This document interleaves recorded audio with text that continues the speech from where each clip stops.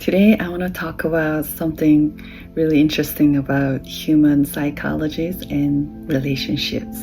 We usually think humans are logical beings, but humans are actually very similar to nature. When you look at the nature, everything moves towards balance.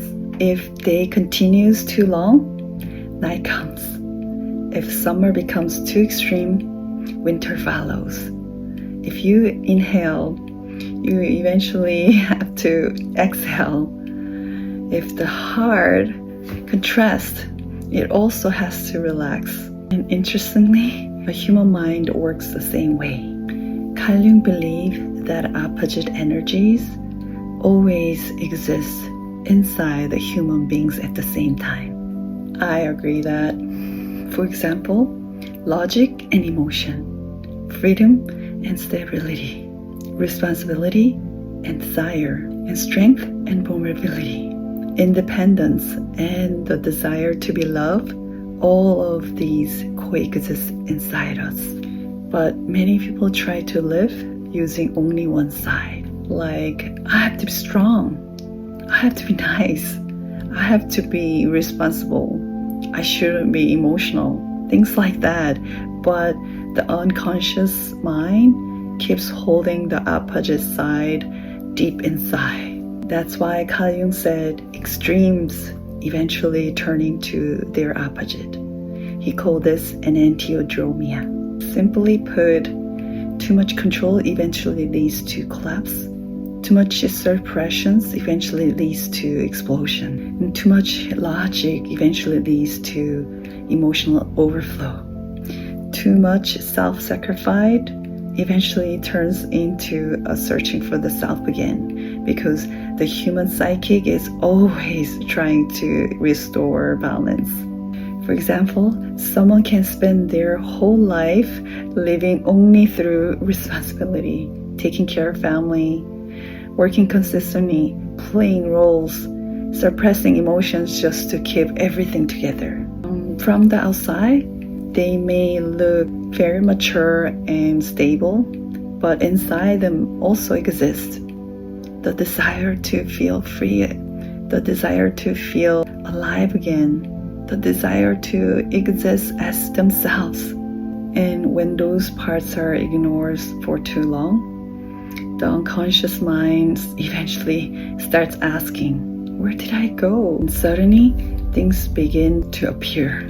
Emotional distance, emptiness, attraction to a new experience or emotions, the desire to rediscover themselves, and people around them saying, oh, they suddenly change. But usually it wasn't sudden at all. The opposite energy has been building quietly for a very long time and trying to restore balance. And this happens a lot in relationship too, especially in romantic relationships and marriage, because relationships touch almost every layer of the human psyche. Many people try to maintain relationships only through responsibility, sacrifice, stability, roles.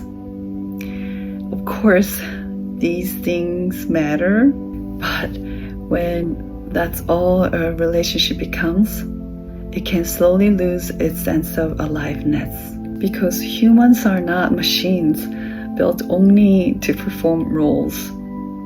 At the same time, people also want excitement, freedom, emotional connection, individuality, safety, and stability.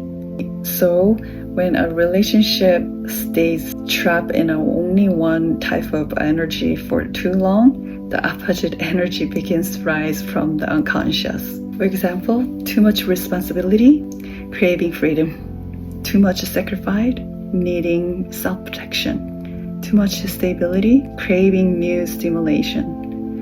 And too much logic, emotional explosion. That doesn't automatically mean someone is a bad person. Sometimes it may simply be the psychic saying, you cannot become whole by living from the only one side. And this connects to one of Carl Jung's most important ideas, individuation. Carl Jung did not believe the goal of life was becoming a perfect person. Instead, he believed life is about becoming a true self. But becoming your true self doesn't mean having only positive qualities. It means learning to accept all part of yourself, strength and weakness, logic and emotion, light and shadow, independence and desire for love, order and chaos. Carl Jung called this wholeness, not perfection. When you look at the nature, almost nothing grows in a perfectly straight line. Rivers curve, waves come and go, seasons repeat, and trees twist as they grow. The human psyche is like that too.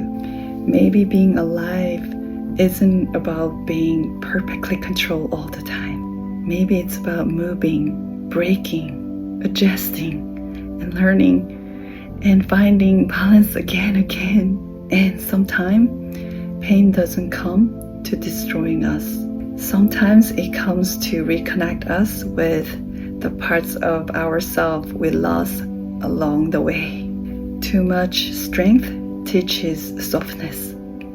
Too much sacrifice teaches self-respect. Too much control teaches trust. Maybe the human psychic has been trying to tell us all along, you cannot become whole from only one side. And maybe real growth is not about becoming perfect, but learning how to let all the different energies inside us exist together in harmony.